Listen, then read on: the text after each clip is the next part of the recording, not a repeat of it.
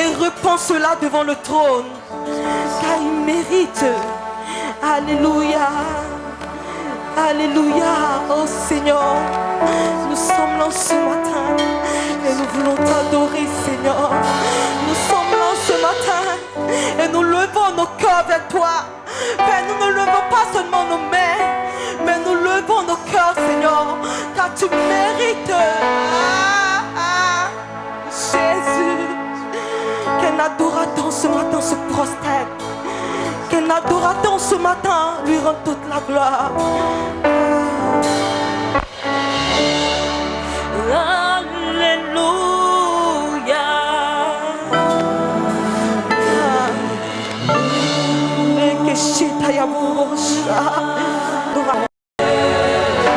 Alléluia, ressuscité.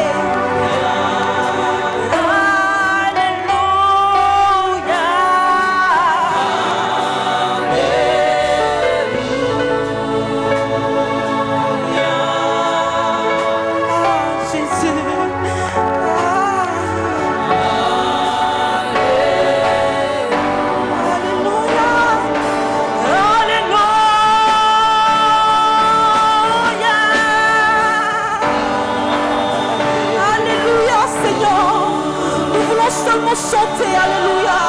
Nous voulons seulement te dire Hosanna. Nous voulons seulement te lever en ce matin.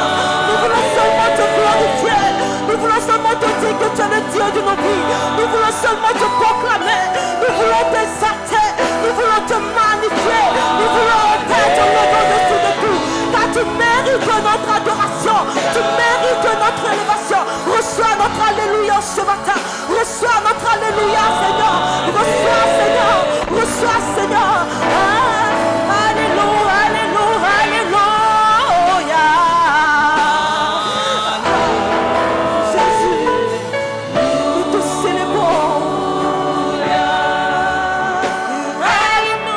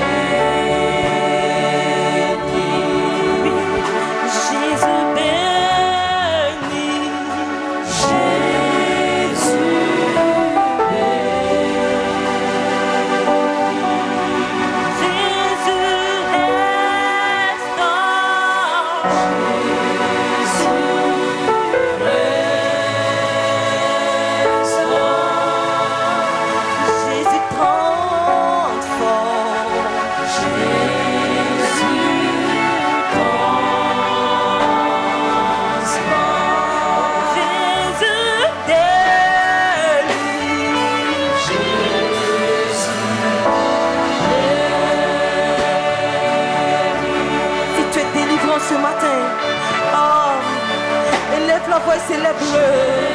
Si réellement tu es délivré, si réellement les chaînes sont tombées, si tu es enlevé de ces ténèbres et t'a positionné à son admirable lumière, élève la voix, élève la voix, élève-le, élève la voix dans le alléluia, élève la voix ce matin. Mon âme soupire après toi.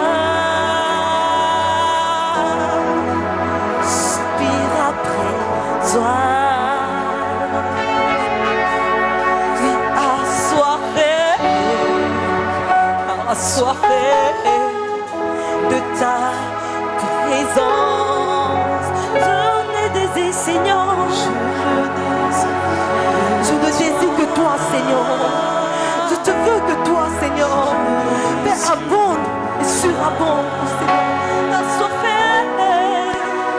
assoiffé, assoiffé, assoiffé, assoiffé de ta présence. Mon âme soupire après toi. Mon âme soupire après toi. Mon âme, Seigneur, se répand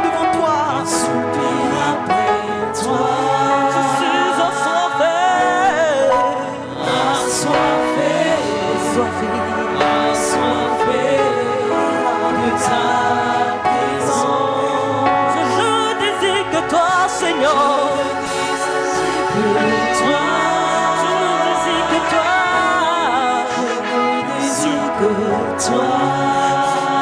assoiffé.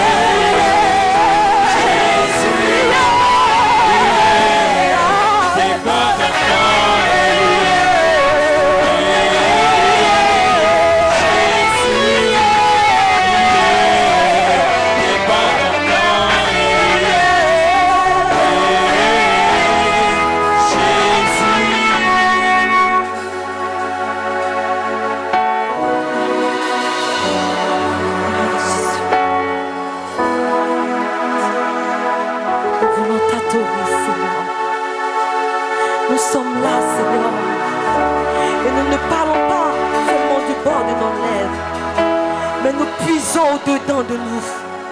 Nous puisons dans la profondeur de nos cœurs. Nous puisons, Seigneur, et nous t'adorons, Seigneur. Reçois l'adoration, Seigneur. Reçois l'adoration, Père. Reçois, Seigneur. Alléluia. Nos désirs ce matin, c'est de t'adorer, Seigneur.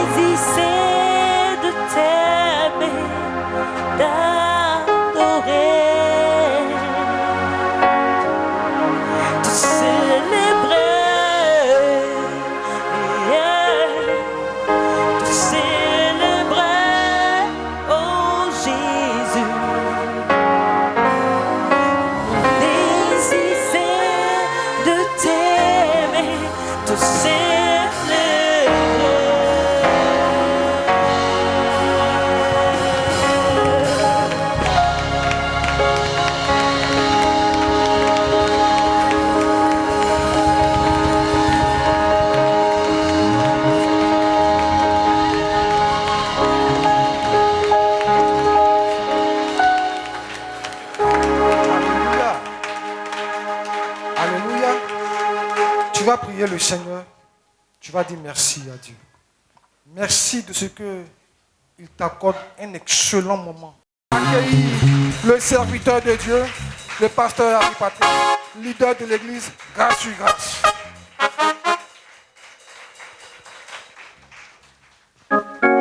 Nous continuons d'acclamer Jésus-Christ. Nous continuons d'acclamer le roi des rois. Alléluia. Comme vous ne voulez pas acclamer Jésus-Christ, on va ensemble chanter. Alléluia.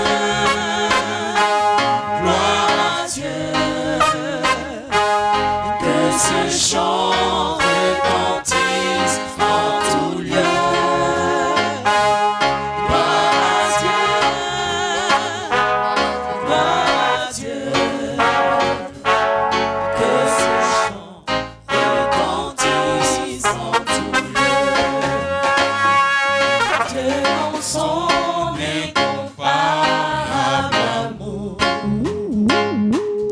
Du ciel envoya son Fils unique, et la terre et les cieux dans ce jour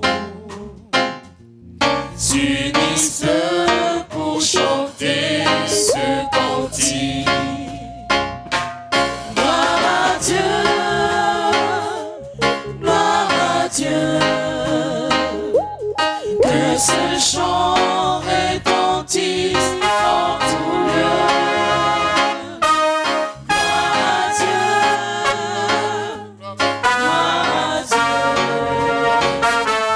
que ce chant retentisse en tout lieu. Mon châtiment qui produit la paix, Jésus-Christ l'a subi pour mon âme. Il voulut expier nos forfaits en mourant lui sur le bois Éphraïm. Gloire à Dieu,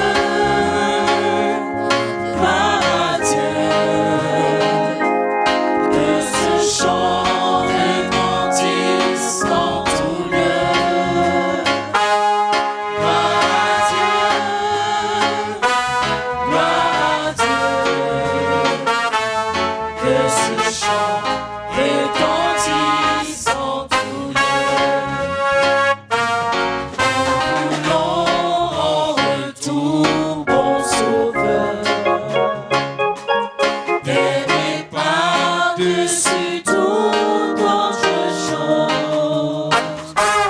Porte ton amour dans notre cœur, et puis que chaque cœur nous dispose. Gloire à Dieu, gloire à Dieu, gloire à Dieu. Ce chant retentisse en tout lieu.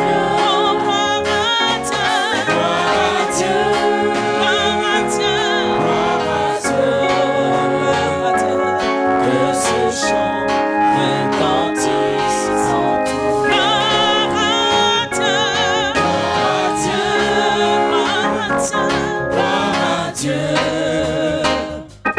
que ce chant retentisse en tout lieu. Gloire à Dieu, que ce chant retentisse en tout lieu. Gloire à Dieu,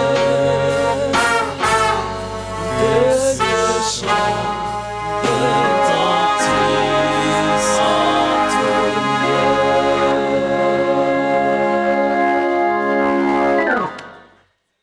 C'est la voix de ceux et celles que tu as lavés par ton sang, Seigneur Jésus-Christ. Nous te sommes infiniment mais reconnaissants pour ta bonté et ton amour. Bon Sauveur que tu es pour nous. Au nom puissant de Jésus-Christ. Amen. Alléluia. Alléluia. Alléluia. Alléluia. Je sens que les esprits sont en train de se balader encore dans la salle. Alléluia. Je sens que ça commence à revenir. Alléluia. Alléluia. Alléluia. J'aimerais que ton amen soit accompagné d'un beau sourire comme ma maman là. Alléluia. Alléluia. Alléluia. Gloire à toi, Seigneur. Nous avons un sauveur. Nous avons un rédempteur. Nous avons quelqu'un qui prend soin de nous chaque jour. Bien aimé, plusieurs personnes peuvent avoir des regards inquiets. Mais toi, tu ne peux pas avoir des regards inquiets. Parce que son amour nous donne la force de pouvoir avancer. Son amour nous donne le niaque de pouvoir avancer sans s'inquiéter de quoi que ce soit. C'est sa grâce qui nous donne ça. Bien aimé, lorsque tu marches, marche avec une confiance absolue. Je crois que le fils du président de la République pourrait marcher véritablement la tête debout, le cou raide, avec confiance. N'est-ce pas? Mais toi, tu es le fils du Créateur du ciel et de la terre. Même quand on le dit, c'est difficile de dire Amen. Tu es le fils du Très-Haut. C'est vrai que tu ne le vois pas. Mais nous sommes devenus enfants de Dieu par la foi en Jésus-Christ. Il dit, vous qui avez cru sans avoir vu et vous continuez de croire encore sans le voir, votre foi sera honorée. Au nom puissant de Jésus-Christ. C'est un bonheur pour moi de vous retrouver encore ce matin. À chaque fois que je dépose le micro le dimanche, je suis en train de compter pour que le dimanche vienne vite. C'est vrai qu'à la maison, je chante, je prie. Mais lorsque je me retrouve avec toutes ces personnes que Dieu a sauvées par son sang, je suis encore très content et exalté. Lui-même, il a dit qu'il est doux et agréable pour des frères d'être ensemble. Donc lorsque je suis là et que je vous vois en train de célébrer ensemble Jésus-Christ, je suis vraiment très content. Merci de pouvoir garder cette joie dans mon cœur. Amen. Alléluia. Nous rendons gloire au Seigneur. Nous sommes toujours dans notre séminaire, les fondamentaux de la vie. Les fondamentaux de la vie. Bien-aimé, retournez sur la plateforme. Tu sais, le diable a pris près de 40 ans de ta vie, 30 ans de ta vie en train de te mentir à outrance. Il t'a menti sérieusement, il t'a menti d'une manière très disciplinée. Et ne crois pas qu'en une heure de temps, toute cette forteresse pourrait s'ébranler. Vas-y, retourne sur la plateforme et écoute l'enseignement. C'est fabuleux, c'est extraordinaire. Hier, je n'étais pas à la radio, mais j'y étais. Parce qu'on a enregistré près de peut-être 200 numéros ou 300 numéros. Donc à chaque fois, on fait repasser les enseignements. Et j'ai reçu un appel, mais pasteur, ce que vous prêchez m'a fait du bien. Et il était peut-être même en train de pleurer. Il était tellement content. Il dit, votre parole vient de me délivrer. Tu vois, la parole délivre. La parole restaure. Et à chaque fois que tu as les défis, vas-y, mets l'enseignement et écoute la parole du Seigneur. Ça te fera du bien au nom de Jésus-Christ. Tout ce trafic que nous avons mis, les appareils, c'est pour vous.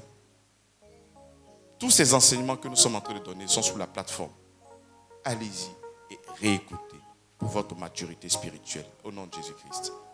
Alors nous sommes toujours dans notre séminaire, les fondamentaux de la vie chrétienne, l'ABC de l'évangile. Le sous-thème pour aujourd'hui, c'est le renouvellement de l'intelligence. Je crois que le dimanche passé, nous avons fait le premier pas avec le renouvellement de l'intelligence. Nous allons continuer ce dimanche encore avec le renouvellement de l'intelligence. Bien-aimés, au commencement de la vie chrétienne, le nouvel adepte, le nouveau croyant, cet enfant de Dieu que nous sommes devenus, nous devons recevoir cet enseignement. Et quel est cet enseignement? C'est de n'avoir aucune autre opinion de soi-même. C'est de véritablement s'abandonner et la nécessité de ne point compter sur soi-même. La nécessité de ne point compter sur ta chair, sur ta capacité. Et si vous êtes allé dans plusieurs réunions où on vous a demandé d'avoir confiance en vous, moi je ne suis pas en train de vous coacher, je suis en train de vous annoncer la parole de Christ. C'est de ne même pas avoir confiance en vous-même, en votre chair. Lorsque nous étions privés de la gloire de Dieu, privés de la présence divine, lorsque nous étions étrangers aux alliances, lorsque nous étions ennemis de Dieu, nous avions des normes terrestres. On avait nos fonctionnements, on avait nos traditions, on avait notre approche, on avait nos idéaux, on avait notre conception, on avait nos idées. Et c'est sur ça qu'on marchait. Et sur l'égide de qui? Du diable. C'est lui qui nous conduisait. La loi du péché était en nous. Donc à chaque fois que nous puissions dans nos esprits raisonner ou faire quelque chose, l'arrière-plan qui était là, ce n'était pas le Seigneur. C'était l'homme. Et à côté de l'homme, nous voyons l'ennemi. Donc c'est comme ça que nous avions vécu tout le long de notre vie, jusqu'à ce que nous embrassons le Seigneur. Mais ces enseignements que tu as, l'information que tu as, l'expérience que tu as, mais toutes ces choses-là sont encore là présentement. Lorsque tu acceptes le Seigneur Jésus-Christ, lorsque tu es uni au Christ, il faudrait que tu saches aussi que dans la vie chrétienne, il y a des normes. De la même manière, lorsque tu étais dépourvu de la présence de Dieu, il y avait des normes terrestres. Il y avait des idéaux. C'est de la même manière quand tu es uni aussi au Christ, dans la vie chrétienne, il y a aussi des normes. Et les normes de la vie chrétienne, c'est le Christ. Nos idées, c'est le Christ. Notre conception, c'est le Christ. Nos idéologies, c'est le Christ. Notre approche, c'est le Christ. Tout ce que nous avons, c'est le Christ qui est le centre. Donc on ne peut pas vouloir vivre dans le christianisme, proclamer que nous sommes enfants de Dieu et garder tout ce que nous avons emmagasiné autrefois. Non, il faut renoncer à ce genre de choses-là. Même s'il y a des résultats. Mais nous avons choisi d'être en Christ. Et c'est comme ça que la Bible nous dit que si je vis, ce n'est plus moi qui vis. Parce qu'il ne s'agit plus de toi. Toi, tu es mort. Donc lorsque je suis en train de parler du renouvellement de l'intelligence, je ne suis pas en train de fortifier le vieil homme qui est en toi parce qu'il est mort. Je ne suis pas en train d'arranger le vieil homme. Je ne suis pas en train de corriger des choses. La vie chrétienne, ce n'est pas la correction du vieil homme. La vie chrétienne, c'est le Christ qui vit en toi. Donc je ne suis pas là en train de corriger déjà des fautes du vieil homme. Il est détruit, il n'existe plus. C'est le Christ maintenant qui est le centre de notre vie. Voilà pourquoi l'évangile que nous prêchons, c'est le christocentrisme. C'est Christ qui est au milieu. Ce n'est pas l'égocentrisme où on met l'homme au centre, mais c'est le Christ qui doit être au centre. C'est pour ça que le Seigneur même va plus loin. Même quand il veut nous donner un nouveau commandement. L'ancien commandement nous disait, aime ton prochain comment? Comme toi-même. Mais il dit, je vous donne un commandement nouveau. Aime ton prochain comme Christ a aimé l'Église. Il n'est plus question de toi. C'est-à-dire même avant, pour que tu puisses manifester l'amour, le standard, le modèle par défaut, c'était l'homme. C'est comme ça qu'on pouvait te dire d'aimer l'homme, mais comme toi-même. Mais puisque le Seigneur sait et il est conscient qu'il ne s'agit plus de toi, il te demande maintenant d'aimer, non pas comme toi. Parce que lorsque tu t'es dépourvu de lui, de sa présence, selon tes traditions, selon ce que tu as appris, de la manière dont tu peux t'aimer, c'est comme ça que tu vas aimer celui qui est en face de toi. Mais le Seigneur, par ce verset, nous fait comprendre que le standard, ce n'est plus l'homme. Ta réflexion, ta pensée, ta manière d'aborder toutes choses, ce n'est plus l'homme qui est ton standard. C'est le Christ maintenant qui est quoi? Qui est ton standard. Et c'est comme ça que tu dois garder ça. Lorsque tu acceptes le Seigneur Jésus-Christ, et quand nous parlons du renouvellement de l'intelligence, c'est de te régner toi-même. Parce que regarde combien de fois tu es né, il y a combien d'années? À quel moment tu as accepté le Seigneur Jésus-Christ? Mais ce bagage intellectuel-là, il est là. Toute cette information que tu as eue depuis que tu es né jusqu'à cet âge-là, toutes ces informations-là sont là. Et lorsque tu veux régler un problème, tu puises l'information. Où? Dans ton expérience, ta manière de voir, ta manière de réfléchir, tes idéaux.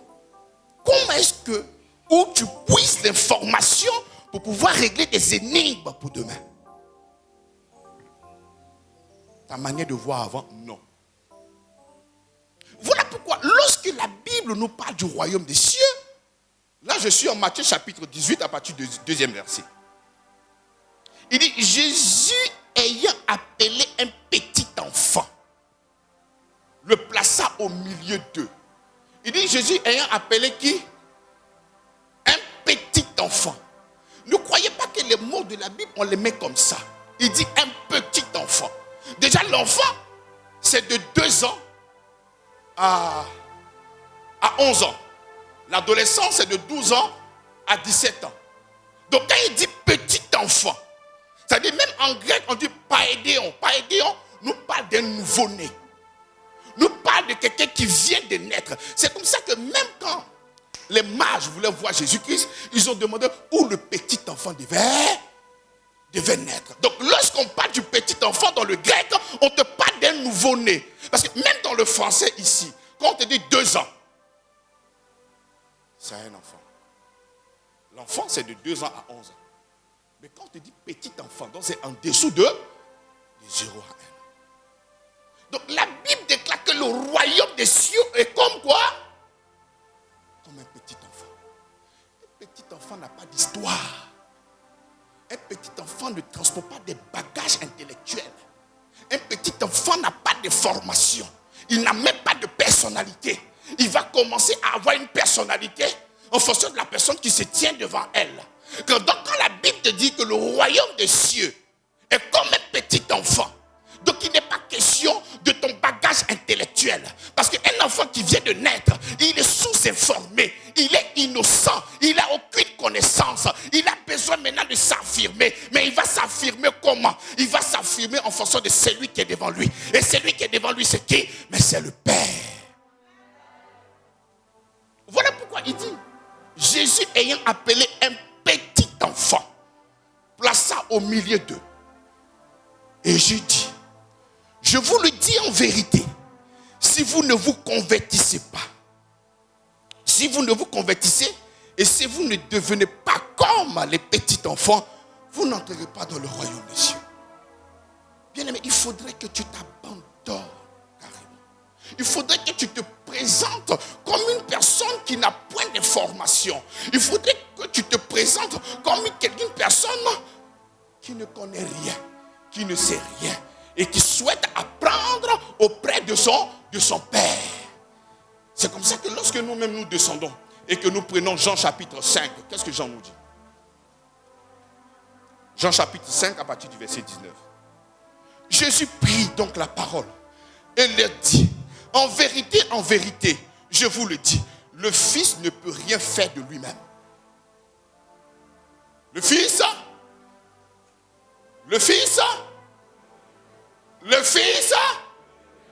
tu ne peux rien faire de toi-même.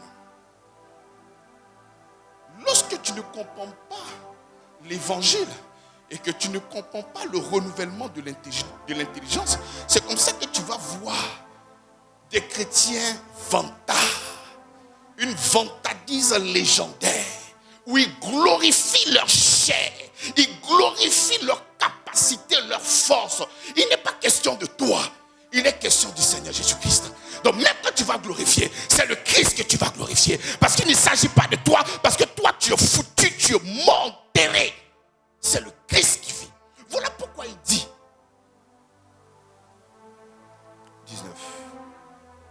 Jésus prit donc la parole et le dit, en vérité, je vous le dis, le Fils ne peut rien faire de lui-même.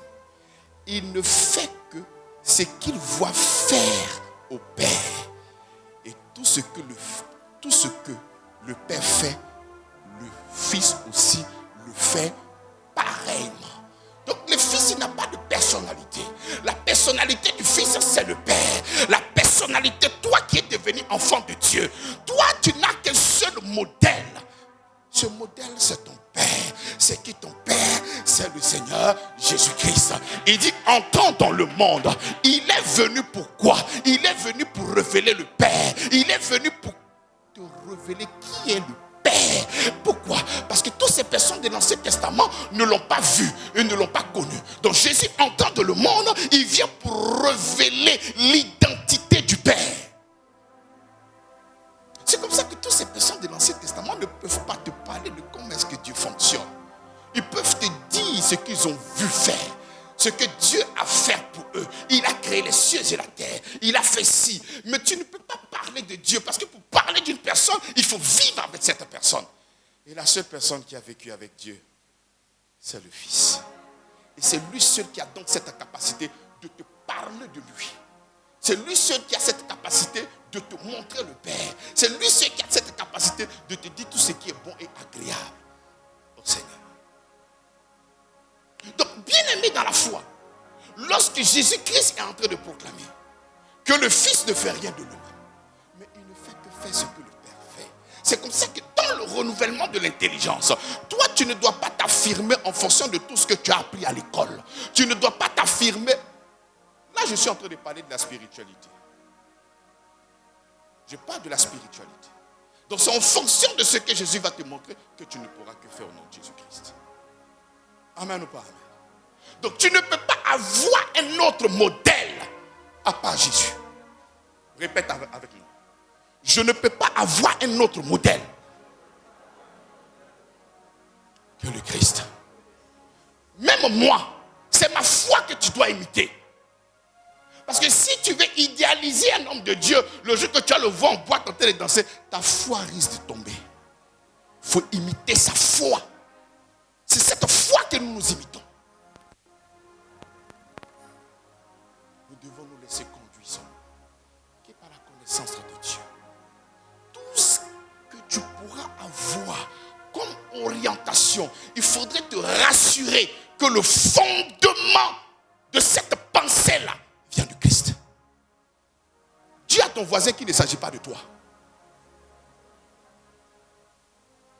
Dis à ton voisin qu'il ne s'agit pas de toi. Dis à ton voisin qu'il ne s'agit pas de toi. C'est comme ça que tu peux prétendre être pasteur, venir ici et ne pas parler de Christ. Quand l'apôtre Paul se présente, il dit: je suis serviteur de Jésus-Christ. Toi, tu es serviteur de qui? Tu es serviteur de qui? Tu peux être serviteur, mais tu es serviteur de qui? Tu peux être enfant, mais tu es enfant de qui? Tu peux être fils, mais tu es fils de qui? Celui dont que tu dépends. On doit voir cette personne-là se manifester dans ta vie. C'est là qu'on reconnaîtra qui est ton Père. C'est là qu'on reconnaîtra. Mais tu viens de qui? Et Dieu le Fils ne fait rien de lui-même. Bien aimé, tout ce que toi tu feras après ce séminaire-là, tu dois voir cette chose-là se manifester en Dieu. Je n'ai pas entendu ton amen. Je dis que tout ce que tu feras après ce séminaire-là, si Jésus n'a pas fait, tu ne feras pas ça. Tu vois, tu n'es pas... Pasteur, c'est compliqué. J'ai dit, notre personnalité, c'est le Christ. Ta personnalité, c'est pas ce que toi, tu as emmagasiné pendant peut-être 15 ans, 20 ans, 30 ans. Non, le christianisme s'en fout de ça. Le christianisme ne marche pas avec ta chair. Le christianisme marche avec l'esprit. Celui qui est enfant de Dieu est conduit par son esprit. Même pour l'adorer, c'est son esprit. Pour chanter, c'est son esprit. Pour prier, c'est son esprit. Pour exhorter, c'est son esprit. Pour manifester l'amour, c'est son esprit. Pour faire toutes choses, c'est son esprit. Il n'y a aucun moment où l'esprit va faire recours à la chair pour que toi tu puisses fonctionner. Non. Il est autosuffisant. Il n'a pas besoin de pigner secours, il n'a pas besoin de soutien venant de la chair. La chair est dans les capacités de servir Dieu. Quand tu viens à l'église, quand tu veux, tu penses que c'est l'esprit, c'est la chair. Parce que la chair fait ce qu'elle veut. Elle s'en fout. Mais quand c'est l'esprit, il est soumis au Père. Il est soumis au Père. Bien aimé, ta chair n'est pas le modèle à suivre. Si ta chair est le modèle à suivre, ce verset qui dit si Christ vit, tu dois arrêter de dire ça. Tu prends gomme et puis tu restes de ta Bible. Parce que arrêtez de proclamer des versets et sans laisser ces versets-là vivre en vous. Si je vis, ce n'est pas moi qui vis, c'est Christ qui vit. Mais laisse-le vivre donc. Il dit ce peuple a mon nom de lèvres, mais le cœur est éloigné. Bande d'hypocrites. Mais comment est-ce que tu peux proclamer que si je vis, ce n'est pas moi qui vis, c'est Christ qui vit en toi. Et lorsqu'il s'agit des décisions, tu ne veux pas faire référence à Christ. Maintenant, tu fais référence maintenant à ton esprit d'avant. Non, ça là. Non. Même si tu avais eu des résultats dans ta vie passée avec certains fonctionnements, maintenant que tu es en Christ, tu dois abandonner tout ça. Pour que Élisée puisse bénéficier du Dieu de l'île. Il a crié plusieurs fois, mais rien ne s'est passé. Mais quand il a déchiré son vêtement, mais il s'est régné lui-même avant de prendre le manteau de ton Père spirituel. Nous, notre Père spirituel, c'est le Seigneur Jésus-Christ. Avant de le suivre, il faut te régner toi-même. Mais il faut te régner cette tunique-là. Il faut déchirer ça. Et tu acceptes maintenant le Seigneur et tu marches avec lui. Mais pourquoi tu veux marcher avec le Seigneur avec ta propre manière de penser? Alors que cette manière de penser-là émane des traditions. Cette manière de penser-là émane de le nom d'un homme naturel. sous l'égide du diable, bien sûr, parce qu'il est toujours à côté là. Voilà pourquoi je vais plus loin. De la même manière que toi-même tu t'es régné, toi tu ne peux pas faire ce genre de prière là. Pour dire Seigneur, je vais avoir la sagesse de Salomon. Et ça paraît spirituel ou pas spirituel? Ça paraît spirituel ou pas spirituel? Mais est-ce que la Bible n'a pas donné un témoignage extraordinaire de la sagesse de Salomon? Salomon n'est pas mon modèle. C'est Christ qui est mon modèle en ainsi que c'est la sagesse. Salomon n'est pas mon modèle. Ça peut choquer les religieux. Moi je suis là pour Christ, je ne suis pas là pour Salomon. Salomon en matière de sagesse, ce n'est pas lui mon modèle par défaut. Moi mon modèle par défaut, c'est le Christ. Donc la sagesse que je dois utiliser, c'est la sagesse de Christ. La Bible déclare qu'il est ma sagesse. La Bible avait la conscience que Salomon était sage. Mais dans 1 Corinthiens, il dit c'est Christ qui est ma sagesse. Pourquoi je fais donc cette prière? Je veux avoir la sagesse de Salomon. Donc la sagesse de Christ ne te suffit pas. Donc la sagesse de Salomon est meilleure que la sagesse de Christ. Reçois ta délivrance au nom de Jésus-Christ. Ce sont des choses que tu as appris comme ça. Mais tu n'as pas lu la parole du Seigneur. Ici, tu vas lire la Bible.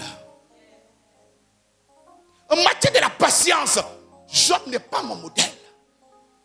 Job n'est pas mon modèle. Parce qu'il est ton modèle. Un beau matin, tu as maudit le jour de ta naissance. Moi, je ne maudirai jamais le jour de ma naissance. Parce que le jour que moi je suis né, le monde des ténèbres a commencé à pleurer parce qu'il savait qu'il y a un enfant de Dieu qui est né. En matière de la patience, Job n'est pas mon modèle. Mais la Bible dit, dans Romains chapitre 3, le verset 25, que tous les péchés commis n'avaient pas été pardonnés. Dieu appelle ça le temps de sa patience. Job est plus patient que Dieu. Le temps de sa patience. Depuis Adam et Ève, le péché n'avait pas encore trouvé une solution. Jusqu'à ce que Jésus-Christ vienne. Est-ce qu'il y a une patience qui peut égaler cette patience-là? Moi, ma patience, ce n'est pas Job. Moi, ma patience, c'est le Christ. Seigneur, donne-moi la force de Samson. Samson n'est pas ma force. Parce qu'un bon matin, on pourra couper ses cheveux. Aussi longtemps que j'irai chez le coiffeur, ma force sera toujours là au nom de Jésus-Christ. Ma force que j'ai n'est pas conditionnée par un rasoir ou par une lame. En matière de force, c'est pas Samson qui est mon modèle. Donc c'est comme ça que tu peux trouver même des chrétiens en train de prier, je veux la force de Samson. Papa, on n'est plus dans la bataille des dozos. Tu as fait quoi avec ça? Tu vas faire quoi avec ça? Bien aimé dans la foi. Toutes ces personnes de l'Ancien Testament, on les salue, on les acclame et on reconnaît ce qu'ils ont fait. Mais en termes de référence, c'est le Christ qui est ma référence. En matière de référence, moi, ma personnalité, je n'ai rien à envier à toutes ces personnes. Je vais avoir la foi d'Abraham. Abraham, c'est un petit frère. Moi, je n'utilise pas la foi d'Abraham. Parce que la foi d'Abraham était basée sur l'espérance. Moi, ma foi est basée sur l'œuvre parfaite achevée de Jésus-Christ à la croix de Golgotha. Le fondement de la foi d'Abraham, ce n'était pas la mort, ce n'était pas l'ensevelissement, ni la résurrection. Moi, ma foi commence à partir des souffrances de la mort, de l'ensevelissement et de la résurrection de notre Seigneur Jésus-Christ. Hébreux chapitre 11, le verset 39. Il dit, ayant possédé cette foi-là, ils n'ont pas touché ce qui leur était promis. Moi, j'ai touché ce qui était promis. Jésus-Christ dit quelque chose de fort. Il dit de tous ceux qui sont nés, il n'y a pas un qui est plus grand que Jean. Cependant, Jean est le plus petit du royaume à venir. Par ce verset, je réalise que tous ceux qui sont là-bas sont mes petits frères. Et tu me demandes de venir imiter la foi de quelqu'un. Non. Soyez mes imitateurs comme je suis de Christ. Celui que nous devons imiter, c'est le Christ. Celui que nous devons laisser vivre en nous, c'est le Christ. Pas autre chose. Donne-moi un leader dans ton esprit qui t'a beaucoup impacté. Tu veux gêner comme le jeune d'Esther. Bien aimé, il faut revenir à la maison. Esther n'avait pas un sauveur, mais toi tu as un sauveur. Et ce sauveur a déjà gêné pour toi au nom de Jésus-Christ. Je n'ai pas besoin de jeûner, de faire le jeûne d'Esther pour avoir la délivrance. Nous saluons au passage ce qu'elle a fait. Mais nous nous glorifions de ce que Jésus-Christ a fait pour nous à la croix de Golgotha. Mais pourquoi vouloir minimiser, réduire l'œuvre de la croix en quelque chose qui ne vaut rien? Pourquoi? Mais c'est criminel. Donc dans le renouvellement de l'intelligence, nous devons avoir sur la plateforme de notre cœur et même dans le sous-sol de notre cœur seulement que la conscience de Christ. Seulement que la conscience de Christ. Que personne ne t'embrouille. Que personne ne t'embrouille. C'est lui seul qui est notre modèle. Je connais même des gens qui se sont appelés Moïse. Parce qu'ils ont parlé, parce que Moïse a parlé avec Dieu. Bien aimé, Moïse n'est pas mon modèle. Moïse n'est pas mon modèle. Parce que Moïse est venu avec la loi. Moïse s'est dit œil pour œil, dent pour dent. Moïse n'est pas mon modèle dans la foi. Je salue tout ce qu'il a fait. Si c'est des choses extraordinaires. Mais moi, mon modèle par défaut, c'est le Christ. Bien aimé, c'est difficile parce que la chair ne veut vraiment pas laisser la place à l'esprit afin de pouvoir s'exprimer. C'est pour ça que la chair revendique ses droits. La chair ne veut que s'affirmer en fonction d'une personne qui est devant nous, une chair comme nous. Mais nous sommes conduits par le flot du Saint-Esprit. C'est ça.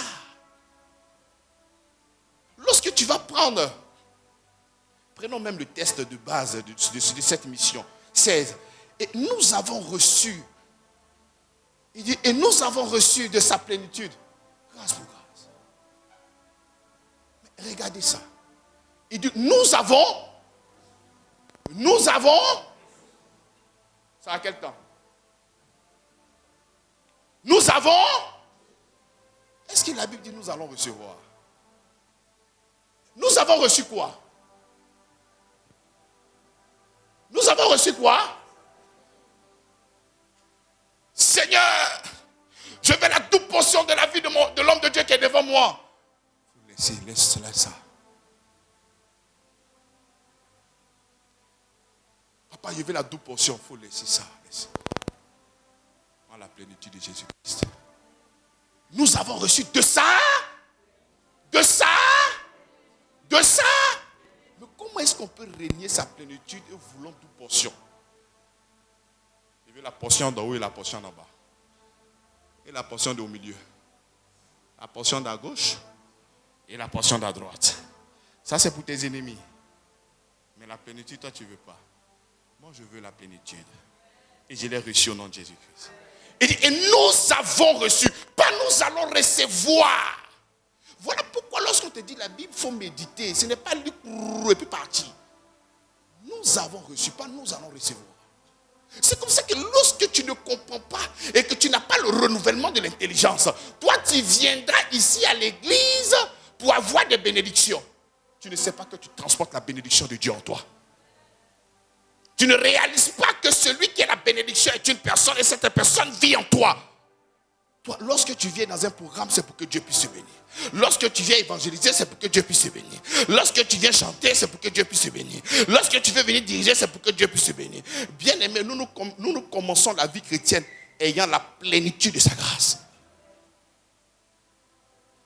La vie chrétienne pour nous, c'est une vie de découverte, de bénédiction que Dieu a déposée. Voilà pourquoi nous disons la terre promise. Cette terre a été déjà riche. Et les enfants de Dieu, mais les enfants, les Israélites devaient venir maintenant faire quoi? Explorer cette bénédiction qui était déjà là. Ils ne venaient pas maintenant pour intercéder pour qu'il y ait le lait ou le miel. C'était déjà installé. Tout ce qu'ils devaient faire, c'était de prendre et puis commencer à bouffer. Toi, ta vie chrétienne, quand on parle de la terre promise, nous sommes en train de parler de Jésus-Christ. Donc, lorsque nous sommes en Jésus-Christ, c'est une vie de découverte. Ah, ça, il m'a déjà donné. Ah, ça, il m'a déjà donné. Ah, ça, il m'a déjà donné. Ah, ça, il m'a déjà donné. Oh Seigneur, tu m'as donné ça encore. Oh Seigneur, oh Seigneur, oh Seigneur, Seigneur, oh Seigneur. Mais toi, ta vie chrétienne, ton arrière-plan, Seigneur, j'arrache mon mariage. Seigneur, j'arrache ma bénédiction. Seigneur, non, arrêtez d'être des barbares. La vie chrétienne, ce n'est pas arraché. La vie chrétienne, c'est une vie de découverte au nom puissant de Jésus-Christ. Pour ce qu'il a déjà déposé en toi. Donc si le renouvellement de l'intelligence n'est pas encore fait, toi, ton arrière-plan, lorsque toi tu viendras à l'église, c'est pour chercher les bénédictions. Les bénédictions ne sont pas perdues. Les bénédictions sont en Christ. Et tous ceux qui sont en Christ ont la bénédiction. Oh, j'entends pas ton amen. Je n'entends pas ton amen. Ne sois pas triste. Je n'attends pas ton amen. Il dit, c'est comme ça que Paul dit, ne négligez pas un si grand salut. Un si grand, par ta manière de faire, tu es en train de négliger ce salut-là. Tu négliges ce salut. Tu négliges. Moïse se dit, si tu obéis à l'Éternel ton Dieu, en mettant toutes ces choses en pratique, le Seigneur te bénira. C'est ce que Moïse a dit.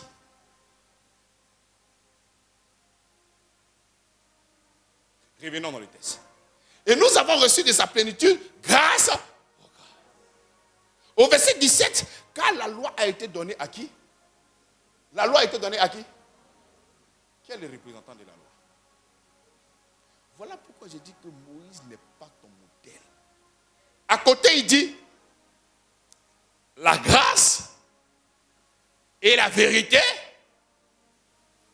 sont venus par Jésus-Christ. Moi, mon modèle, c'est qui? Et Jésus-Christ, qu'est-ce qu'il y a à côté de lui? La grâce et la vérité. C'est ça, moi, mon repère. Moïse s'est dit, pour que tu puisses recevoir l'amour de Dieu, il faut que tu travailles. Donc, l'amour de Dieu se repose sur ta capacité. Les recommandations de Moïse sont encore terrestres et non spirituelles. La loi, elle est bonne. La loi, elle est spirituelle, mais pourvu que tu puisses l'accomplir. Parce que si tu n'arrives pas à accomplir, ce qui est bon et ce qui est spirituel va te donner quoi? Mais la mort. Ce qui est bon et spirituel va te donner quoi? Voilà pourquoi Moïse, la loi, n'a pas été faite pour toi. Voilà pourquoi quand le Seigneur vient sur la terre, il dit c'est Moïse qui vous accuse. C'est lui qui fait quoi? Qui vous accuse. Mais comment toi tu veux que je prenne référence pour quelqu'un qui a été m'accuser? Pourquoi veux-tu que je prenne pour référence quelqu'un qui m'a? C'est Moïse qui vous accuse. Et il est arrivé des moments où le Seigneur a rectifié certaines choses. Œil pour œil. Qui vous a appris ça? Mais comment est-ce que toi tu parles du renouvellement de l'intelligence et tu fais œil pour œil, dent pour dent? Ton renouvellement de l'intelligence là, mais c'est qui maintenant qui est ton centre? C'est Moïse ou c'est Jésus-Christ? En fait, toi, il te connaît. Le dimanche là, c'est Jésus. Dès qu'on va sortir d'ici, grand frère Moïse, le passé a gâté ton nom. Mais ton ministère là, j'apprécie. Viens près de moi. Dès qu'on te juge, tu mets pas. Quand on revient, ma personnalité c'est Christ. Amen. Amen. Christ c'est mon modèle. Amen. Dès que tu sors ici, il y a mon méchant, c'est ta maman qui est méchante. C'est Jésus qui apprend à parler comme ça. C'est Jésus qui apprend à parler comme ça. Voilà pourquoi il ne faudrait pas se borner à écouter seulement ces choses-là et ne pas mettre ça en pratique. Bien aimé, c'est de la plaisanterie. Arrêtez de vouloir jouer un rôle. Ici, nous ne sommes pas en train de jouer un rôle. On ne vient pas faire semblant pour égayer une personne. Non. On ne fait pas semblant à cause d'un ami, un frère ou quelqu'un qui est à l'église. Non. On n'est pas ici dans un rôle, on n'est pas dans un film. C'est une réalité, c'est la vie de Christ. il y a, comment on appelle, il y a des caméras. Non, chacun en train de jouer son rôle là. Mais tu te méprends. Il n'y a pas coupe, remix, il n'y a pas ça. La vie là, ça continue comme ça. Ces caméras ont dit coupe. Non, reprenez la scène. Et puis tu as dit que non, comme j'ai mal fait là, je vais reprendre. Non, il n'y a pas ça. Tu dois réaliser, après ce séminaire sur le renouvellement de l'intelligence, tu ne dois pas te laisser conduire par ta chair et tu ne dois pas te laisser conduire par Moïse. Il y a plusieurs personnes qui ont accepté le Seigneur Jésus-Christ. Là, je sors maintenant de la tradition. Parce que le premier était axé sur des gens qui n'avaient même pas encore accepté le Seigneur Jésus-Christ. C'était des traditionnels. Mais il y a des gens qui ont accepté le Seigneur Jésus-Christ et ils ont comme repère, comme modèle, Moïse, la loi. Regardez bien, hein, il y a des gens qui n'avaient pas encore accepté Jésus-Christ. Et ces personnes-là vivaient correctement. Ça allait. Les choses allaient. Ce n'est pas vraiment le luxe, mais ça allait. Et quelqu'un venait annoncer l'évangile à cette personne-là. Oh. Ce qui a fait que la personne a accepté le Seigneur Jésus-Christ, c'est la bonté de Dieu. C'est-à-dire que tu étais tellement content de ce que Christ a fait pour toi à la croix de Golgotha que tu l'as embrassé, tu es devenu enfant de Dieu. Et là encore, tout allait bien. Quand tu commences à faire un pas maintenant dans ce christianisme-là, la vie commence à devenir difficile. Pourquoi? Parce qu'au lieu de te conduire dans l'effectivité de la grâce, c'est maintenant qu'on te demande de faire des choses pour que Dieu puisse te bénir. Mon fils, ma fille, tu veux aller à un autre palier de ta vie d'une manière financière, 5 euros, 50 000, 100 000. Dès que tu commences à t'adonner à ce genre de choses-là, tu réunis la grâce. Tu te détournes de la grâce. Donc ces personnes ont commencé à fonctionner, non pas selon la grâce qui nous a sauvés, mais selon la loi. C'est-à-dire cette personne en dehors de Christ mais vivait mieux la grâce. Voilà pourquoi il y a beaucoup de chrétiens qui sont devenus des sorciers à l'église. Des véritables sorciers. C'est-à-dire c'est ce chrétien-là qui vient depuis là, il balaye à l'église, il nettoie l'église, il fait ci, il fait ça. Et puis depuis, il cherche un travail, il n'y a pas de travail. Et puis il y a une jeune soeur qui vient ici, tatouage là, tatouage ici, tatouage là, piercing ici, piercing là. Ah Seigneur, merci, le Seigneur m'a donné vraiment du travail.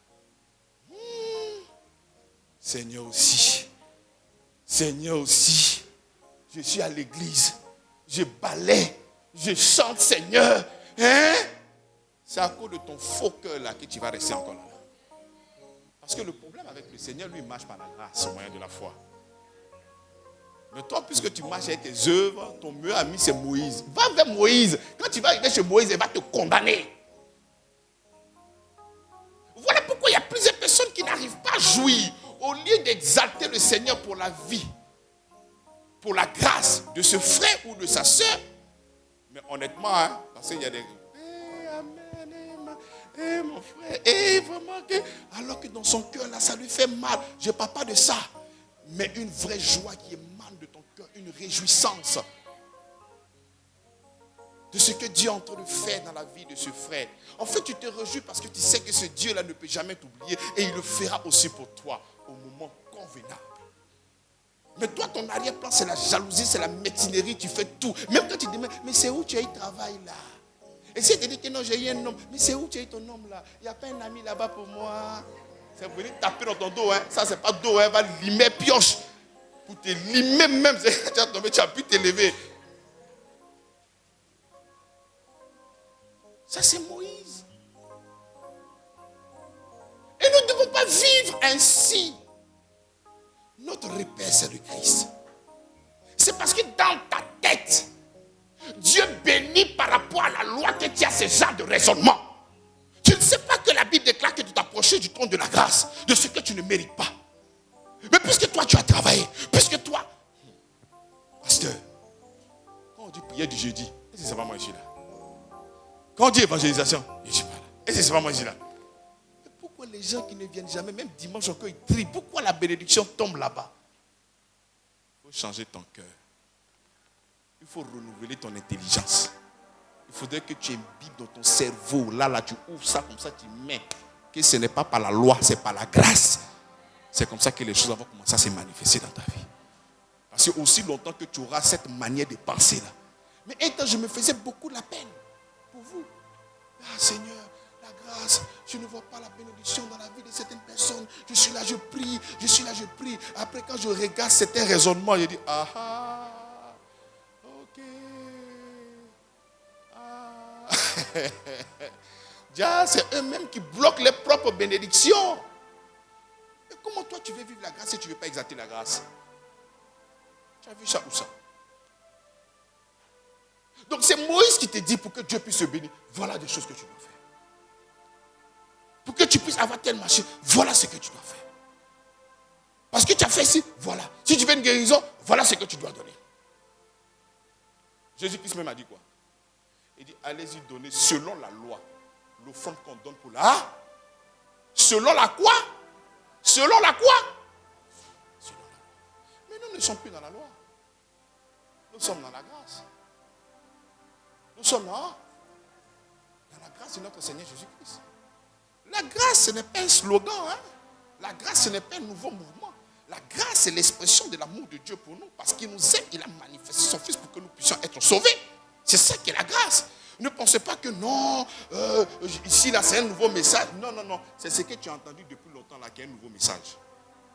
Sinon, le véritable message, c'est le message de la grâce. L'apôtre Paul dit, il dit quoi dans le livre des Actes, chapitre 20, le verset 24.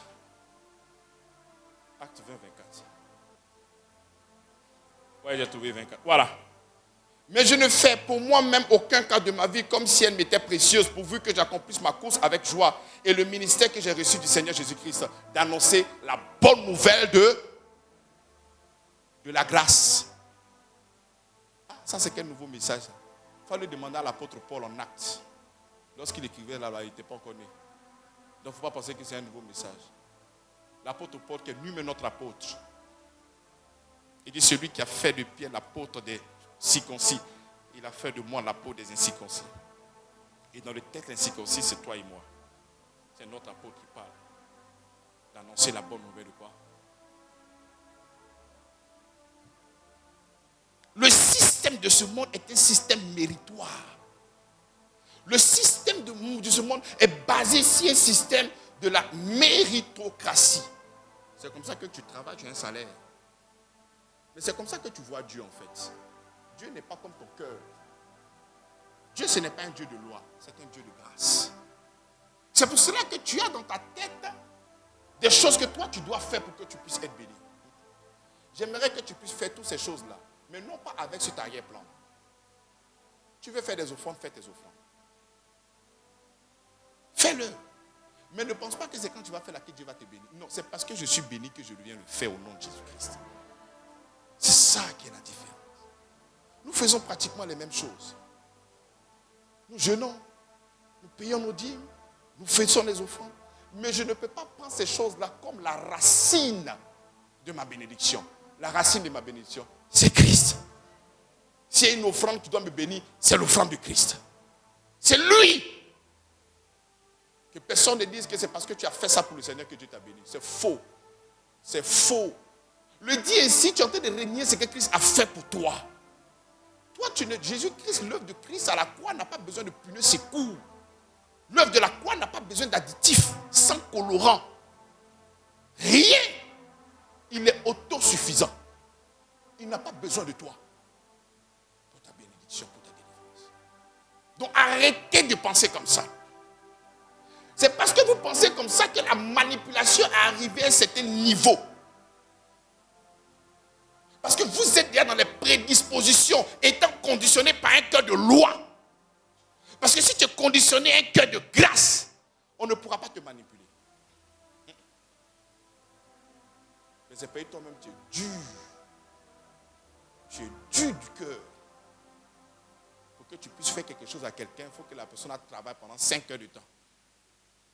Avant de donner. Donc on te dit que non, le pasteur là, qu'est-ce qu'il raconte même?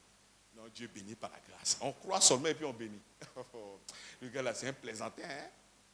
Ouais. On n'a pas le même cœur. Dieu dit, ne pensez pas que vous avez le même cœur. Non.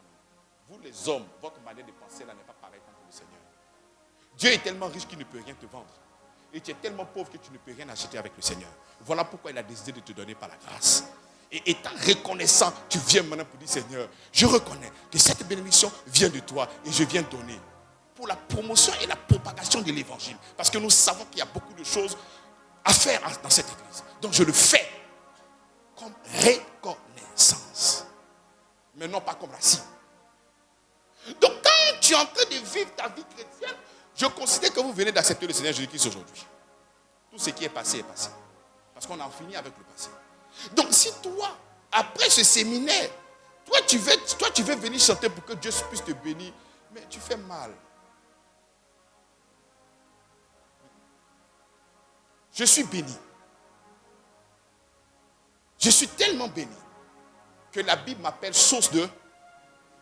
Et c'est parce que je suis une source de bénédiction que je viens pour bénir le peuple avec ma belle voix au nom de Jésus-Christ. C'est parce que je suis source de bénédiction que je peux aider un frère, une soeur qui est dans les difficultés. C'est parce que je suis une source de bénédiction que je veux participer à la promotion et à la propagation de l'évangile. Je suis béni. Je le suis. Donc quand on te demande de venir faire pour que Dieu puisse te bénir, mais qu'est-ce qui est en bas? Mon frère, viens faire une offrande pour que Dieu puisse te bénir. Ça veut dire que tu es maudit. Amen ou pas amen? Amen ou pas amen? Amen ou pas amen? Je t'annonce que tu es béni. Je t'annonce que tu es béni. Mais si tu as le Christ, bien sûr.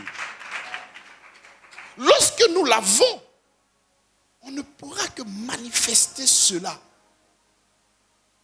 sans un esprit anango. C'est-à-dire, on le fait naturellement. On ne le fait pas comme ça. C'est pas comme ça on fait. C'est comme ça qu'il y a certains fidèles qui peuvent infantiliser soit peut-être des pasteurs. C'est comme ça que tu peux voir des fidèles infantiliser souvent des hommes de Dieu. Mais ce que tu fais là, tu ne fais pas pour Dieu. Hein? C'est une opportunité pour toi d'être reconnaissant vis-à-vis du Seigneur. Donc tu penses que si toi tu ne donnes pas la mission va s'arrêter. Mais tu es plaisantin, hein? Comment tu peux penser comme ça même? C'est une opportunité pour toi de manifester ton amour et ta grâce. Pour dire vraiment, Seigneur, je bénis ton nom pour tout ce que tu as fait pour moi. Et en le faisant, on peut se faire une idée du cœur que tu as. Parce que c'est celui qui aime qui donne. La Bible déclare que quand Dieu a tant aimé, qu'il a fait quoi? Qu'est-ce qui a précédé donner? C'est tant aimé. C'est parce qu'il a tant aimé qu'il a. Quand tu n'arrives pas à donner, c'est parce que tu n'as pas tant aimé. C'est tellement simple. Que personne ne t'accuse. Oui, c'est parce que je n'aime pas le Seigneur. J'aime ma propre personne. J'aime mes ambitions. J'aime mes rêves. J'ai trop de difficultés. J'ai trop de problèmes. Ça peut venir après. Mais que ça vienne après. Il n'y a aucun problème. Mais nous devons laisser le Saint-Esprit s'exprimer. Parce que la Bible dit qu'on les reconnaîtra à leur fruit. À leur fruit. Manifestons le Christ, le divin qui est caché autrefois, privé de la présence divine. Mais aujourd'hui, cette présence divine-là est en nous. Donc je mets un point d'honneur, surtout sur la loi. Il y a des gens qui nous suivent ici, ça fait très longtemps, peut-être ça fait 2 ans ou 3 ans que tu es avec nous, mais l'arrière-plan est toujours la loi. Voilà pourquoi c'est encore peut-être bizarre. Arrêtez de voir un Dieu comme ça. Non, arrêtez de le voir ainsi. Arrêtez de le voir ainsi. Il faut fragmenter, il faut formater, il faut désactiver, il faut enlever cette conception-là. Ne te fais pas prier. Tout ce que nous faisons pour lui. Il est la première personne à donner. Toi, tu n'as pas été la première personne à donner. personne a donné, c'est lui. Amen ou pas amen? Quand je dis la première personne a donné, c'est lui, je parle de quoi? Je parle de son amour. La Bible déclare qu'il nous a aimé le... Mais c'est lui qui passe toujours en premier. Et nous l'aimons en... Ça veut dire que même nous-mêmes, notre amour, là, ce n'est pas un amour qui est parfait. Parce que c'est parce qu'il nous a aimés qu'on l'a aimé en retour. Donc nous prenons appui sur lui, mais lui, il prend appui sur quoi? Il prend appui sur quoi? Hein? Sur lui-même son amour. Il nous a aimés comme ça. Pécheurs, vagabonds, tueurs, dozo, tout ça, il nous a aimés. Sans attendre quelque chose en retour. Et c'est la reconnaissance de cet amour qui nous a impacté et touché, de savoir que Dieu est tellement bon que nous avons décidé aussi de l'aimer. Il nous a donné du boulot. Il nous a donné la vie. Il nous a donné sa sainteté. Il nous a donné sa justice. Il nous a tout donné. Il nous a tout donné. Mais au lieu de glorifier son amour qui te pousse à donner, on vient te dire que pour que Dieu puisse te bénir, il faut faire cette offrande pour que Dieu puisse te bénir. Donc ce qui précède maintenant, donner, ce n'est plus l'amour. Qu'est-ce qui précède donner maintenant? C'est ta performance. Qu'est-ce qui précède donner maintenant? C'est ta capacité. Qu'est-ce qui précède donner maintenant? C'est ton effort. Qu'est-ce qui précède donner maintenant? Ton argent. Qu'est-ce qui précède donner maintenant? C'est-à-dire Dieu qui se nourrit de ton argent. Dieu qui se nourrit de tes œuvres. Mais ça, ce n'est pas fruit. Hein? Fruit, ça découle de Dieu. Œuvre, ça découle de ta chair. Donc Dieu maintenant se nourrit de quoi? De tes œuvres. Dieu se nourrit de quoi maintenant? De tout ce que toi tu fais. Ah bon? Donc Dieu réagit. Un Dieu qui réagit, moi je ne le suis pas. C'est un Dieu à craindre. Nous, notre Dieu ne réagit pas.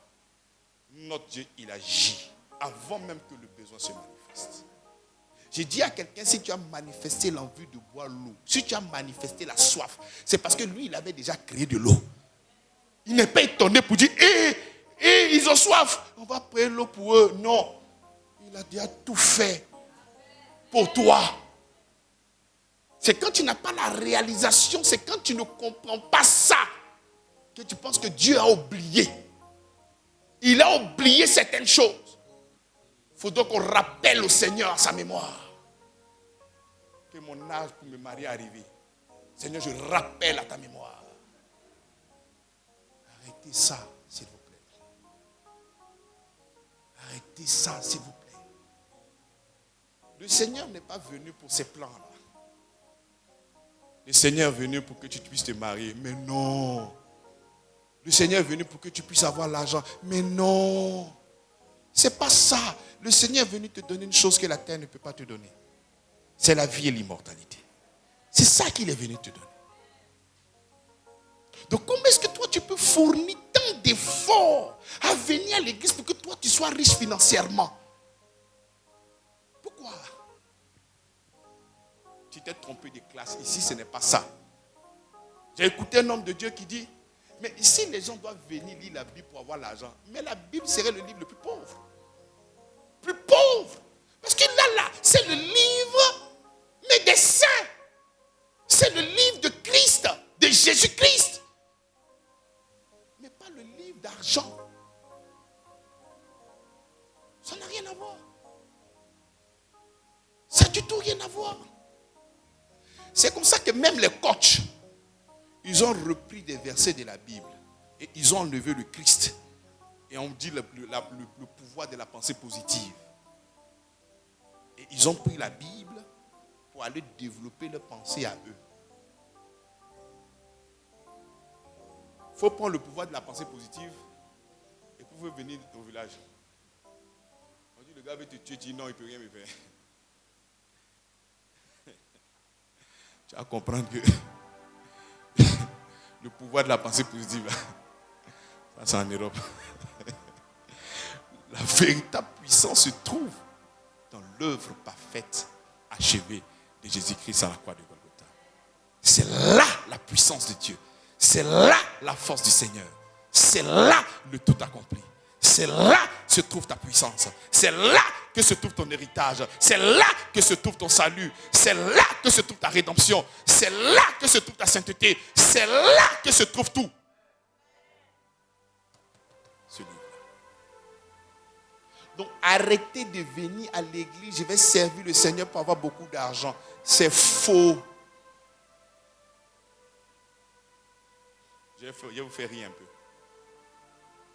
Quand le Seigneur me fait grâce et je commence le ministère, en ce moment j'avais une Mercedes. Et après j'ai changé la Mercedes, j'ai pris un 4x4.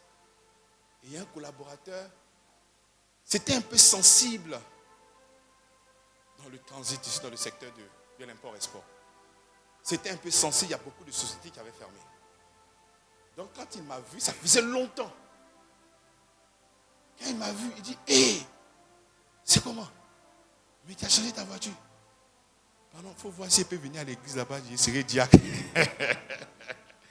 Il dit, non, pour toi ici c'est mouvement. Il dit, mais comment tu as fait? Il dit, mais c'est la même grâce que j'ai depuis longtemps là qui continue de couler dans ma vie. Il ne faut pas venir mélanger les choses. C'est comme ça que quand tu mélanges les choses, tu vas être frustré. Tu vas voir quelqu'un qui vient servir le Seigneur, il a garé une Aston Martin. Toi, tu es venu à vélo, Seigneur, pourquoi tu lui as donné tout cet argent et moi j'ai un vélo? Mais non! Mais non, ça n'a rien à voir. Ça n'a rien à voir. Commence à bénir le Seigneur pour ce que tu es, pour ce que tu as, pour la grâce que tu as. Et c'est vrai que dans l'héritage que nous avons, il nous dit qu'il nous donnera encore les meilleurs. Mais c'est lui-même qui te donnera encore l'opportunité d'avoir des choses extraordinaires. Mais tu n'as pas venir te comparer à quelqu'un qui est déjà dans des systèmes. Mais non! Donc le renouvellement de l'intelligence, surtout acte 2, il faut arrêter de mettre dans ton cœur la loi. Parce que ce n'est pas par la loi que tu as été sauvé. Amen ou pas amen? Ce n'est pas par la loi que tu as été sauvé. Tu as été sauvé par quoi? Tu as été sauvé par quoi? Tu as été sauvé par quoi? Tu as été sauvé par la grâce. Donc si je suis sauvé par la grâce, mais vis cette grâce-là, mon frère. Vis cette grâce-là, ma soeur. Il faut la vivre. Le Seigneur nous dit qu'il nous a pardonné à l'extrême. Et il ne tient plus compte de tes péchés, ni de tes iniquités. Tout est écrit dans la Bible. On exalte le Seigneur à qui Dieu n'impute point son péché. La Bible va plus loin pour dire que celle à qui on a beaucoup pardonné aime beaucoup. Et toi, tu te retrouves lavé, purifié par le sang de Jésus-Christ dans ce royaume-là, déclaré fils ou fille de Dieu par la foi en Christ. Et puis toi, tu t'en vas prier pour que Dieu puisse te donner la force pour pardonner. C'est la méchanceté. Cela démontre que tu ne comprends pas encore l'évangile. Au fur et à mesure que tu te feras une image correcte de l'œuvre de la croix,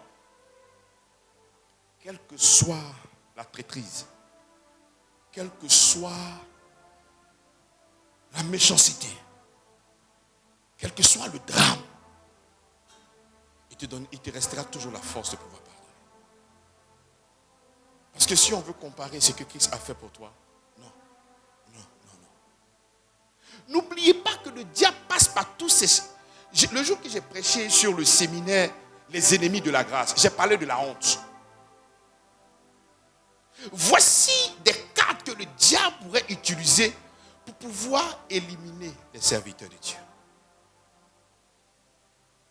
Il te mène dans la honte. La honte a cette capacité de réclamer même la mort quand c'est difficile. la mort. Pour toi, la mort est la chose la plus extraordinaire, merveilleuse, en ce moment. Pourquoi il y a beaucoup de scandales sur les hommes de Dieu? La honte va faire que tu attrapes le micro. Ceux qui arrivent à attraper le micro, quel que soit le truc là, ils sont dans un rôle. Ils sont déjà prêts psychologiquement. Mais les véritables, lorsqu'il y a un scandale, ça, c'est fait pour que tu déposes le micro. Le discrédit, la honte, beaucoup de choses. Actuellement, on n'est pas connu, hein. Mais quand l'évangile va battre son plein et que les gens vont comprendre ce que nous prêchons, de la même manière que vous regardez souvent Facebook, ils vont dire il a porté une bague, il y a point dedans. Ça là. Il a son petit là, j'espère qu'il n'aura pas porté bague bleue là. Hein. Et j'ai vu, il a porté une bague bleue, bague rouge. J'ai dit pardon, on va enlever ça, pardon. Pas ils m'ont dit que non, tu es mon fétiche. Va jeter ça très loin. Et ils vont commencer à créer des faux comptes. Quand j'ai commencé la mission, j'avais des défis, des défis. J'ai dit, mais c'est quitté où ça? J'appelle le vieux Jean Bosco Kinomba.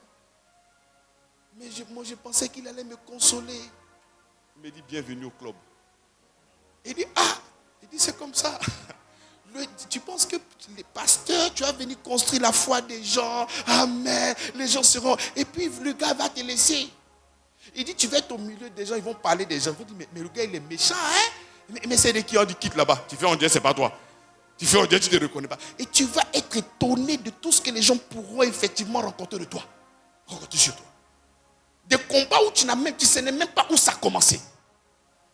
Des gens même que tu aimes profondément, que tu as déposé dans ton cœur, ces personnes vont se retourner contre toi. Pas plusieurs choses. À cause de quoi? Pour que tu sois affecté et que tu poses le micro. C'est comme ça que toi qui es serviteur de Dieu, quel que soit le domaine, quel que soit ce qui a été rencontré sur ta vie, tout ce qui a été dit, il faut se souvenir que Christ a déjà pardonné. Et si Christ a déjà pardonné, prends des marques et recommence encore à servir le Seigneur. Aucune chose ne doit te ravir de ce que Christ a donné afin de pouvoir bénir le peuple de Dieu. Parce que si tu es conditionné par la loi, non. Les gens sont méchants, ils ne peuvent plus servir. Donc toi tu penses que les hommes sont gentils. C'est Christ seul qui est bon. Tu vois des gens qui sont touchés. Non. Il y a des gens même qui disent que c'est pour ça que lui ne veut pas faire église. Lui c'est ministère. Il commence à prêcher d'un coin un bon matin, il ferme l'église. Il se lève, il va en France, il vient, il parle ici, un bon matin, il ferme. Mais église, j'ai assis, on peut te manquer de respect, tu ne peux pas frapper les gens. On te parle mal. Tu dis, d'accord mon fils, il n'y a pas de problème, que Dieu te bénisse. Alors que ton cœur, ça te fait mal. Mais c'est à ça que Christ nous a appelés. C'est à ça qu'il nous a appelés. Donc quand tu es là et tu es non, mais les gens sont méchants. Mais ce que tu viens de dire là, c'est comme si tu dis 1 plus 1 égale à 2. Mais c'est ça qui est là. Voilà pourquoi toi, tu dois briller dans ce milieu-là pour... Nous sommes le seul royaume que nous ne devons pas imiter les gens. Ce sont les gens qui doivent nous imiter. Nous sommes le royaume où on a, par exemple, si un anglophone arrive ici, vous parlez le français, qu'est-ce qu'il va faire? Voilà, c'est notre pasteur Chidi.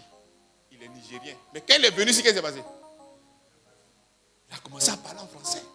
Même quand il dit qu'il faut bénir l'offrande, il parle en anglais, il parle en français. Mais nous sommes ce royaume-là. Quand nous arrivons, c'est Rebrochanda Karakonde. Tu vas commencer à t'identifier en ce que moi je dis. Ce n'est pas moi qui vais prendre la forme. C'est toi qui prendras la forme. Parce que nous sommes autosuffisants. Si le monde t'a montré œil pour œil, dent pour dent, moi je ne te montre pas ça, je vais te montrer l'amour. Ça pourra me faire mal un premier temps, mais cet amour-là va te contaminer. Parce que la Bible dit, c'est la bonté de Dieu qui pousse l'homme à la repentance. Toi, tu vas te révolutionner et tu es méchant. Ta révolution va commencer quand? C'est quand ta révolution va commencer? On te fait du mal, tu bénis. On t'insulte, tu bénis. On te matette, tu te soutiens. Et à force de faire cela, le monde sera transformé à ton image au nom puissant de Jésus-Christ. Nous allons nous lever pour prier le Seigneur. Merci Seigneur.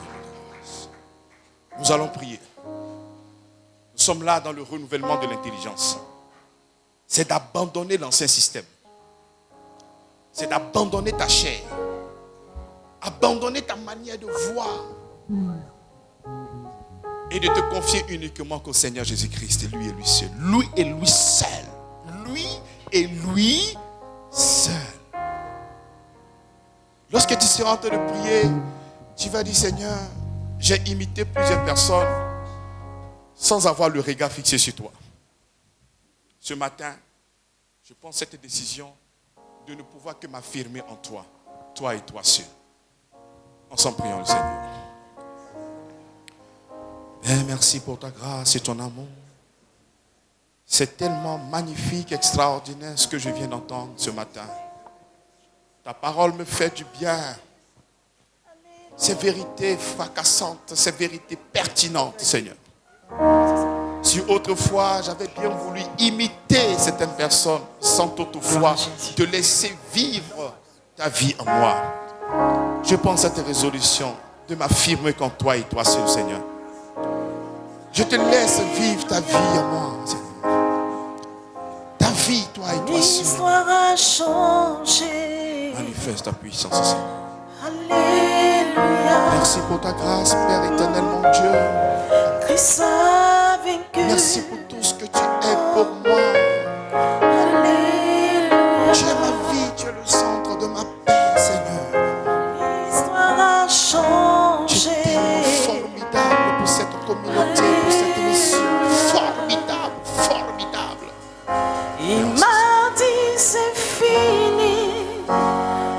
Oh.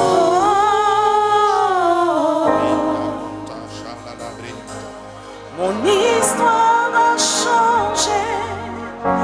Oh. Christ a vaincu.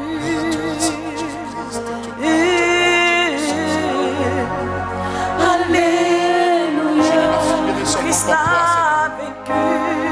Je ne m'affirmerai seulement comme toi et toi seul, Seigneur. C'est toi mon modèle, ma vie.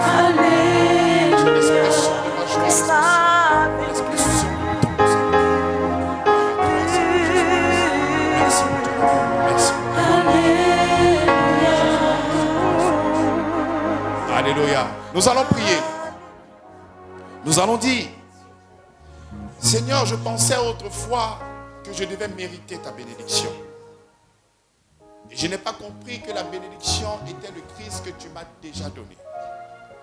Et j'ai bien voulu avoir toutes ces grâces en œuvrant, en pratiquant, par ma force et par ma performance. Au nom de Jésus-Christ. Ensemble, prions le Seigneur.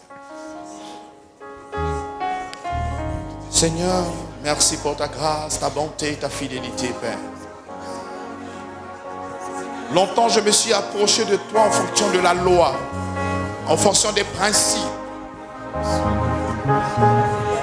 en m'éloignant de ton don et de ta grâce manifestée en Christ. Au travers de cette prédication, Seigneur, je réalise ce que tu as fait pour moi. Je réalise ce que tu fais encore pour moi. Je réalise ton amour, ta grâce et ta fidélité, Seigneur. Je le cherchais autrefois au travers de la loi. Mais ce soir, Seigneur, je contemple ta bonté, Seigneur. Je contemple ton amour, Seigneur. Je contemple ta grâce, Seigneur. Je contemple tes merveilles. Béni sois-tu, Père.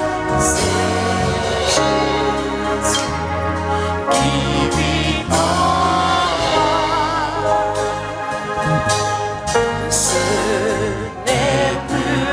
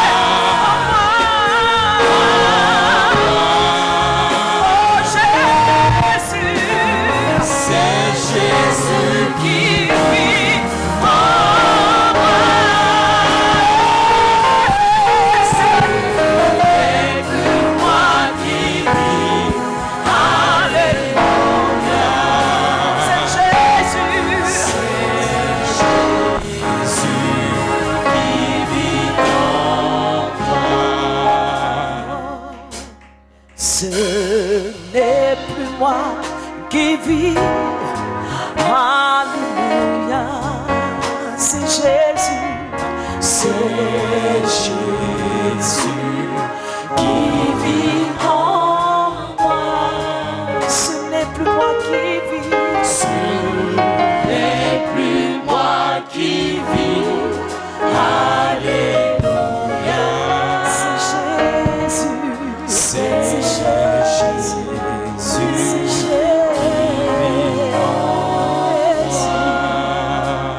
Seigneur, c'est en toi que nous avons une personnalité. En dehors de toi, nous n'avons pas d'histoire. En dehors de toi, nous n'avons rien. Rien et rien. Et nous voulons seulement que nous affirmer en toi. Et ce chant qui dit, si je vis, ce n'est plus moi qui vis, c'est toi qui vis en moi, Seigneur.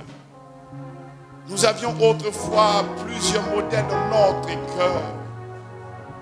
Mais nous venons de réaliser que toi seul es venu mourir à la croix pour nous, à la croix de Golgotha. Aucune autre personne en dehors de toi est venue mourir pour nous à la croix de Golgotha.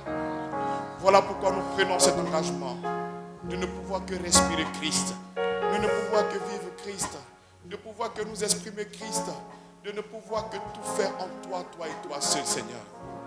Merci pour ton esprit qui vit et qui réside en nous. Tu as fait de notre corps ton tabernacle, afin de pouvoir vivre. Nous te laissons les accès de nos membres, Seigneur. Utilise ces membres comme tu le veux, à volonté, Seigneur. Nous sommes là comme des canaux pour la promotion et la propagation de ton amour et de ta grâce, Seigneur. Nous sommes infiniment reconnaissants de ton amour manifesté. Tu t'es levé de ton trône et tu es descendu sur la terre des êtres vivants. Et tu es venu semblable à un homme. Tu es mort, tu as été humilié, rabaissé. Tu l'as fait pour le salut de mon âme. Et je ne veux que vivre celui qui est mort pour moi à la croix de Golgotha. Merci Seigneur parce que nous recevons ces paroles avec foi. Et nous marchons dans ta conscience et dans ton amour. Au nom puissant de Jésus-Christ. Amen. en moi. C'est Jésus. C'est Jésus qui vit en moi. Ce n'est plus moi qui vis. Alléluia. C'est Jésus. C'est Jésus qui vit en moi. Terminons avec toi. Seigneur, merci pour tous les aspects de ce culte. Merci Seigneur pour les offrandes, les dîmes et tout. La prédication qui est venue encore nous révéler beaucoup de choses, Seigneur. Merci Père parce que tu as été là.